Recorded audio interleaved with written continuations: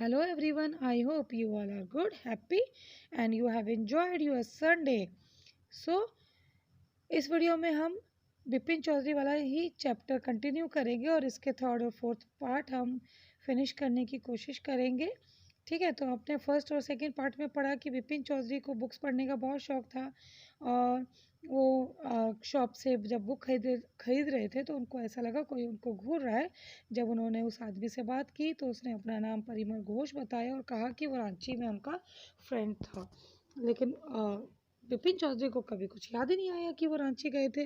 वो बहुत परेशान होते हैं, अपने सब फ्रेंड से पूछते हैं कि मैं कभी रांची गया था या नहीं, लेकिन उनका कोई भी फ्रेंड उनको ये नहीं कहता है कि तुम रांची नहीं गए थे। सब उसको कहते हैं कि हाँ तुम रांची गए थे। Okay, so now I will continue my third part of this chapter. ठीक है, आप ध्यान से सुनिए, अब आपको पता चलेगा कि उसमें ऐसा क्यों हुआ था, उसको ऐसा क्यों बोल रहे थे सब बिपिन चौधरी को। So after lunch time, Bipin Babu realized that he could not possibly carry on sitting at his desk and working. तो लंच टाइम के बाद वो ऑफिस में थे। लंच टाइम के बाद उनको ऐसा फील ही नहीं हो रहा था कि वो बैठ के काम करें अपने डेस्क पे। This had never happen in 25 years, क्योंकि पिछले 25 सालों में ऐसा उनके साथ कभी नहीं हुआ। He had been with the firm, इस फर्म के साथ वो पिछले 25 सालों से जुड़े हुए हैं, ऐसा कभी नहीं हुआ उनके साथ जैसा अब हो रहा है। He had a reputation of being a tireless. ठीक है, यानी कि वो कभी 25 सालों से काम कर रहे हैं लेकिन कभी थके नहीं है। But today his head was world in world, लेकिन आज उनका सर घूम रहा है। बैक होम एट 2:30, वो वापस आ गए 2:30। Bipin Babu lay down at bed and tyre together it's wet together, वो बस वो बेड पे लेटे लेटे पड़े पड़े यही सोच रहे हैं कि ऐसा कैसे हो सकता है कि कोई अपनी मेमोरी को लॉस कर ले और सिर्फ एक पर्टिकुलर इंसिडेंट को लॉस करे, भूल जाए और सब चीज़ें याद हो। तो क्योंकि उनको सारी चीज़ें याद है, बस उनको ये याद नहीं है कि वो कभी रांची भी गए थे। ओके, एट 7:30 यानी कि 2:30 वो घर पे वापस आ गए थे, तो यही सोचते रहे। अब 7:30 को विपिन बाबू सर्वेंट के मैन अनाउंस, अब विपिन बाबू के सर्वेंट आते हैं और कहते हैं Chunni Babu sir says it's very important, कि चुन्नी बाबू आए हैं और वो कह रहे हैं बहुत ज़रूरी काम है। Vipin Babu knew that Chunni had come over, Chunilal had been at school with him. तो कहते हैं कि चुनीला बाबू जो आए हैं वो उनके स्कूल में पढ़ते थे और वो जॉब के लिए आए हैं। और वो लेकिन वो जॉब कैसे लगवा दे, यानी कि वो बिपिन बाबू से चाहते थे चुन्नी बाबू कि वो जॉब लगा दे, लेकिन बिपिन बाबू उनकी हेल्प नहीं कर रहे थे और वो बार बार आ रहे थे और वो करना भी नहीं चाहते थे। Bipin Babu send word that not only was possible for him to see Chunni now, but not in several weeks. तो विपिन बाबू ने उनको कह दिया था कि मेरे पास पॉसिबल नहीं है कि मैं तुमसे मिलूं, बट इन सेवरल वीक्स, लेकिन वो बहुत वीक बाद है। But as soon as the servant stopped out of room, जैसे ही सर्वेंट बाहर निकलने के लिए तैयार होता है, यानी कि जैसे ही बाहर निकल रहा होता है, it struck Bipin Babu that Chunni light might remember something about 58 trip. तो एकदम उनको याद आता है कि चुन्नी बाबू से पूछ लो कि 1958 की ट्रिप के बारे में कि क्या हुआ था तब।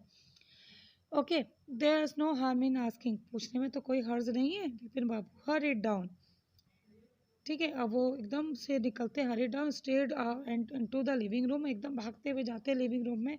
चुन्नी Babu was about to leave, वो निकलने ही वाले थे Chunni Babu, but seeing Bipin Babu appear return around hopefully, और वो एकदम जब देखते हैं बिपिन बाबू को एकदम मुड़ जाते हैं और उनकी तरफ आशा भरी नज़रों से देखते हैं, उम्मीद भरी नज़रों से।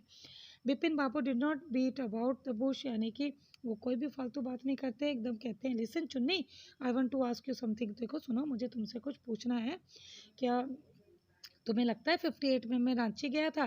तो चुन्नी बाबू कहते हैं 58, इट मस्ट हैव बीन 58 और वाज इट 59, ये 58 की बात है या 59 की बात है? तो वो अब चुन्नी बाबू एकदम कहते हैं कि 59 या 58, हाँ मुझे याद है तुम 58 में ही गए थे। ठीक है, इट मस्ट हैव बीन 58, यानी कि 15 में गए थे, और वॉज इट 59, हो सकता है 59 की बात हो, लेकिन मुझे जहाँ तक याद है 58 में तुम रांची गए थे।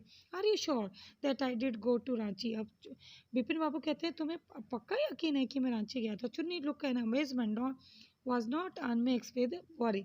अब चुन्नी बाबू उनको सरप्राइजिंग की नज़रों से देखते हैं, है ना, और उसमें वॉरी भी था। Do you mean you have doubt about having gone at all? तो तुम्हें लगता है कि मैं कुछ गलत कह रहा हूँ या तुम्हें कुछ डाउट है, डिड आई गो, वो दोबारा पूछते हैं, डू यू रिमेंबर क्लियरली, क्या तुम्हें अच्छी तरह याद है कि मैं गया था। Chunni Babu set down on the sofa, वो सोफे पे बैठ जाते हैं और विपिन बाबू को घूर के देखते रहते हैं, है ना।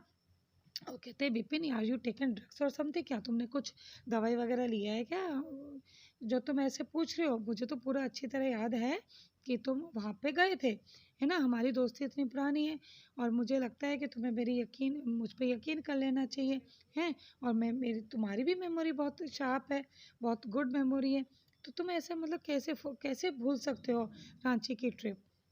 तो इस पूरे पैराग्राफ का मतलब ये है, Vipin Babu had to turn away from Chunni's incredulous stare. तो वो एकदम विपिन बाबू पहले तो उसकी तरफ देख रहे होते हैं, फिर हटा देते हैं अपनी नज़र, ठीक है। तो वो कहते हैं, चुनीलाल तुम्हें याद है मैं दूसरी कौन सी जॉब कर रहा था, इसलिए पहले कौन सी जॉब कर रहा था। तो विपिन बाबू कहते हैं, हाँ मुझे पता है तुम ट्रैवलिंग एजेंसी में काम कर रहे थे।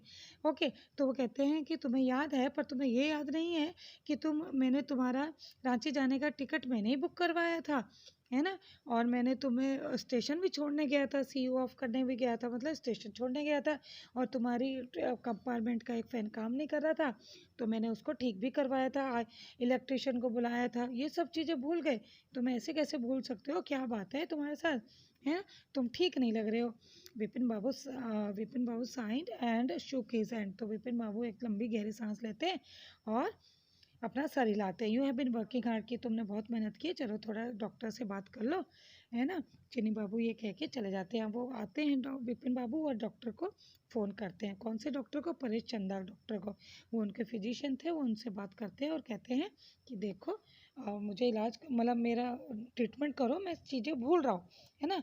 तो डॉक्टर चंद्रा कहते हैं, look doctor Chandra said Vipin Babu desperately, you must cure me for your horrible illness, I can't tell you how it's affecting my work. तो कहते हैं डॉक्टर से, विपिन बाबू कि ये तो मेरे काम में इफ़ेक्ट डालेगा, ये तो मुझे काम अच्छी तरह करने नहीं देगा, मेरी बीमारी का इलाज कर दो।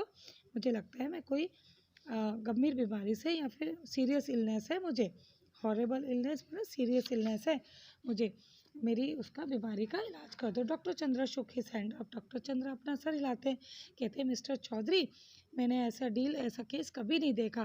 फ्रैंकली, मतलब मैं अच्छी तरह तुम्हें फ्रैंक होके बोल रहा हूँ कि ये तो मेरे एक्सपीरियंस से दूर की बात है, मैंने ऐसा केस कभी सुना ही नहीं। But I have one suggestion, लेकिन मेरे पास एक सजेशन है कि एक काम करो, तुम कुछ मत करो, अगर तुम्हें मुझ पर यकीन है तो मैं एक काम बता सकता हूँ, लेकिन उससे तुम्हें नुकसान नहीं होगा। अब विपिन बाबू उनकी तरफ देखने लगते हैं, कहते हैं, हाँ बोलो, जैसे अनएक्सेसली देखने लगते हैं बेचैनी से को। तो वो कहते हैं, डॉक्टर चंद्रा कहते हैं, मुझे लगता है कि तुम्हें ना दोबारा रांची जाना चाहिए, किसी भी रीज़न से जाओ, लेकिन तुम एक घूमने के रीज़न से जाओ। हो सकता है जो चीज़ें तुम भूल गए हो वो तुम्हारे दोबारा याद आ जाए। ओके, जब तुम एक एक चीज़ बार बार देखोगे, वहाँ की गलियाँ देखोगे, तो तुम्हें सारी ट्रिप्स याद आ जाएगी। More than I can't do the moment, मैं इससे ज़्यादा तो आपको नहीं बता सकता, ठीक है। तो मैं तो आप तुम्हें कुछ टॉनिक दे देता हूँ, ट्रेन स्क्वेलाइजर दे देता हूँ, ओके, क्योंकि नींद अच्छी आनी चाहिए, और फिर भी अगर तुम्हें कोई प्रॉब्लम होती है तो तुम मुझे बोल सकते हो। Vipin Babu felt somewhat better to next morning. तो विपिन बाबू फील करते हैं कि चलो बेटर फील करते हैं कि चलो अब रांची जा रहे हैं। आफ्टर ब्रेकफास्ट, और ब्रेकफास्ट करने के बाद वो rang up his office and some instruction and there from the first class ticket Ranchi. Okay, तो फिर वो अगले दिन ही शाम को रांची के लिए निकल जाते हैं और अपने ऑफिस में फ़ोन करके कह देते हैं कि जो भी इंस्ट्रक्शन उनको देनी होती है, और निकल जाते हैं रांची के लिए, ठीक है। वो रांची पहुंच गए।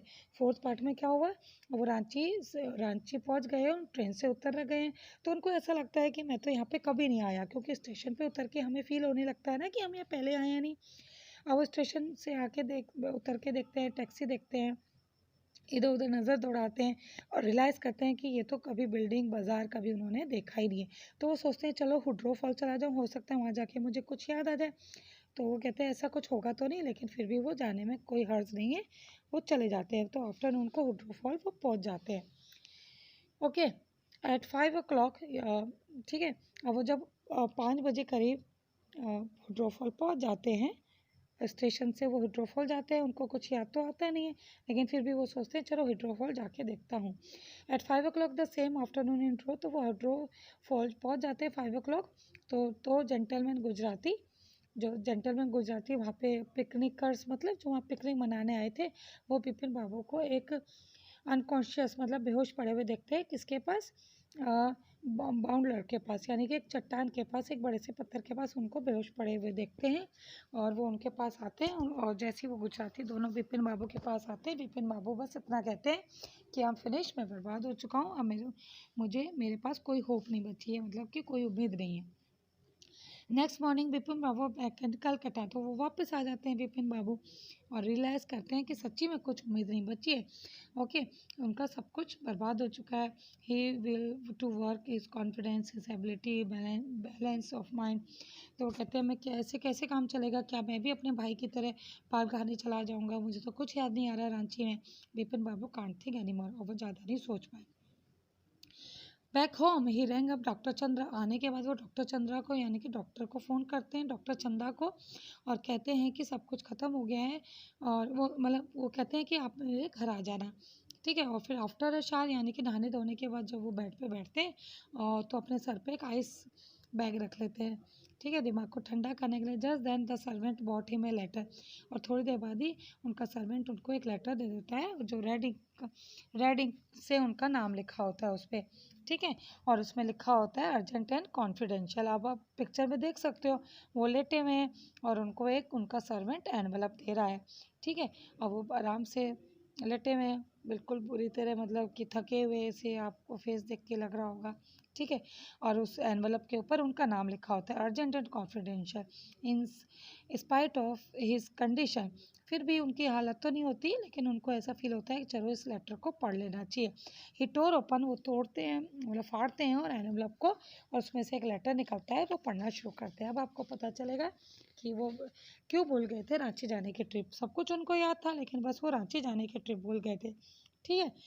अब तक ये सस्पेंस था ना, अब वो लेटर पढ़ना शुरू करते हैं, अब इसमें उनको पता चल जाएगा, ठीक है। तो dear Bipin, I had no idea that influence would bring about the kind of change in you. मुझे उम्मीद नहीं थी कि इस बात से तुम्हें में इतना चेंज आ जाएगा। It is done that had it has done.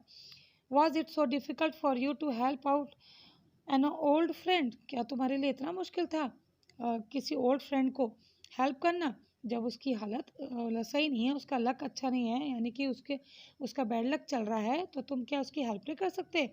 तो चुन्नीलाल ने लिखा, ये लेटर आप देख सकते हो। चुन्नीलाल ने कहा है कि मेरे पास पैसे नहीं है और मेरे रिसोर्सेज भी कम है, ठीक है, लेकिन मैं इमेजिन कर सकता हूँ कि use to attribute your unfeeling behaviour, लेकिन तुम मुझसे सीधे मुँह बात नहीं करते थे, मेरी हेल्प नहीं करते थे, है ना। तो मुझे ये फील हो गया था कि तुम्हारे पास पैसा आने के बाद तुम चीज़ों को भूल गए थे, अपने दोस्त को भी भूल गए थे, अपनी दोस्ती को भी भूल गए थे। बल्कि कितने बड़े दोस्त थे, कितनी बड़ी दोस्ती थी हमारी, कितने पुराने दोस्त थे। Well you will be all right again now, तुम बिल्कुल ठीक हो जाओगे। क्यों? क्योंकि मैंने एक नावल लिखी थी और वो जल्दी से पब्लिश हो जाएगी। पब्लिशर ने मुझे कह दिया है कि वो सब कुछ ठीक रहा तो वो पब्लिश हो जाएगी। Then see me through the next few months, तो अब मैं तुमसे मिलूँगा कुछ महीनों बाद। योर चुन्नी चुन्नीलाल। तो उसमें अब देखा आपने, ये सारा ड्रामा कौन कर रहे थे? ये चुन्नीलाल कर रहा था। क्यों? क्योंकि चुन्नीलाल से वो बात नहीं करता था, है ना, उनकी हेल्प भी नहीं की थी बिपिन बाबू ने, तो चुन्नीलाल ने बदला लेने के लिए किया था, ठीक है। तो वैन चित्रा कम, जैसे डॉक्टर चंद्रा आते हैं, बिपिन बाबू कहते हैं मैं बिल्कुल ठीक हूँ, मैं तो ट्रेन से निकला था और मैं सीधा घर पे आ गया हूँ। तो वो कहते हैं unique case, I shall certainly about it in a medical journal. तो कहते हैं मैं बिल्कुल ये अपने कोई जर्नल, मेडिकल जर्नल, न्यूज़पेपर वगैरह जो होता है, मैगजीन होती है, उसमें लिखूंगा कि जैसे ही वो ट्रेन से मतलब ट्रेन से तुम उतरे और तुम्हें सब कुछ याद आ गया, सब कुछ तुम्हारे लिए नॉर्मल था। तो वो कहते हैं फिर मुझे क्यों बुलाया? The reason why I sent for you, तो तुमने मुझे क्यों बुलाया? तो विपिन बाबू कहते हैं इज़ दैट, मैंने इसलिए बुलाया, I have pain in my hip from A fall I had in Ranchi, क्योंकि मैं रांची में अपने एक फॉल से गिर गया था, तो मेरे हिप में पेन हो रहा है और मैं चाहता हूँ तो मुझे प्रेस्क्राइब कर दो एक पेन किलर, है ना। अब आपने देखा विपिन विपिन चौधरी ने पूरी बात किसी को नहीं बताई कि ये सब चुन्नीलाल ने किया था उनको सबक सिखाने के लिए। क्यों? क्योंकि उनके पास पैसा आने के बाद वो अपने दोस्तों को भूल गए थे, और वो चुन्नीलाल के पास पैसे नहीं थे, उसकी नौकरी जा चुकी थी। तो जब हमारा कोई ऐसा फ्रेंड होता है है ना, जिसके बुरे दिन चल रहे हो तो हमें उसकी हेल्प करनी चाहिए, है ना। ये थोड़ी ना है कि उसकी हेल्प ना करो। तो ये जब चुन्नीलाल को ऐसा फील हुआ कि बिपिन बाबू उनको इग्नोर कर रहे हैं, उनकी हेल्प नहीं कर रहे, है ना, तो उन्होंने सब ये ड्रामा किया लोगों के साथ मिलके, ताकि वो चुन्नीलाल को सॉरी बिपिन चौधरी को थोड़ा सबक सिखा सके। तो इसलिए सब लोग उनको बार बार याद दिला रहे थे कि तुम रांची गए थे, रांची गए थे, लेकिन वो रांची थोड़ी ना गए थे, है ना, वो कहीं नहीं गए थे। तो लेकिन जब वो रांची वहाँ गए होंगे तो उन्होंने बेहोश हो गए होंगे, क्योंकि ऐसा तो कुछ कभी हुआ ही नहीं था, वो रांची गए नहीं थे। तो ये सारा किसका काम था? ये चुन्नीलाल का काम था। वो सबक सिखाना चाहते थे बिपिन बाबू को। Okay, so thank you and read this chapter at your home.